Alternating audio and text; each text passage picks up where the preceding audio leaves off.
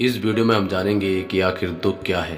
तो मैं उम्मीद करता हूँ कि आप भी दुखों से परेशान हैं, तो इस वीडियो को पूरा जरूर देखें।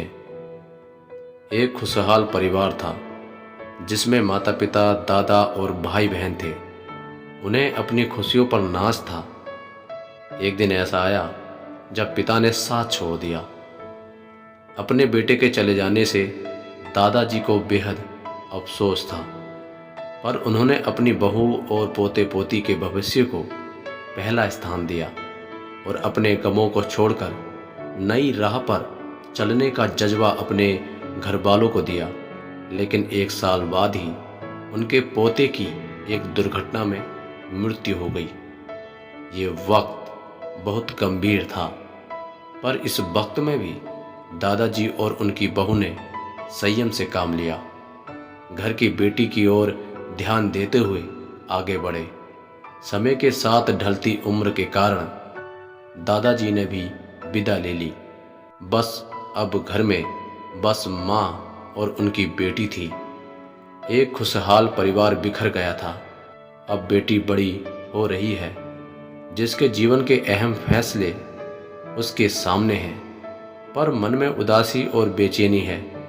महज 14 वर्ष की आयु में पिता और फिर भाई को खो देने की तकलीफ है, पर हमेशा अपनी माँ की सीख पर जीवन में आगे बढ़ती रही। हमेशा एक हंसता हुआ चेहरा लिए ही उसने अपने जीवन को गले लगा रखा था। एक दिन अकेलेपन के बाढ़ टूट गए और उसने भरी हुई आंखों से अपनी माँ से पूछा, माँ, आप हमेशा कहती हो कि हमारी जिंदगी बहुत अच्छी है, दुनिया में बहुत तकलीफ है, पर हमारे साथ ईश्वर है। लेकिन मुझे ये तो नहीं लगता। एक एक करके सब चले गए, आज केवल उनकी यादें हैं। तब माँ ने उसे जवाब दिया, बेटा, मैं मानती हूँ तूने बहुत कम उम्र में अपने पिता और भाई को खो दिया।